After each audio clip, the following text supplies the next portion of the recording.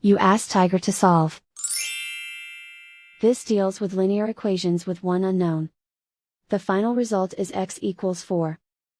Let's solve it step by step. Group all constants on the right side of the equation. Add 51 to both sides. Simplify the arithmetic.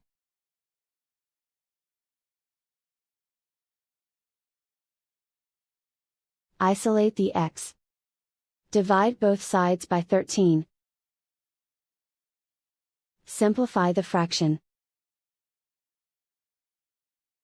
Find the greatest common factor of the numerator and denominator. Factor out and cancel the greatest common factor. And so the final result is x equals 4.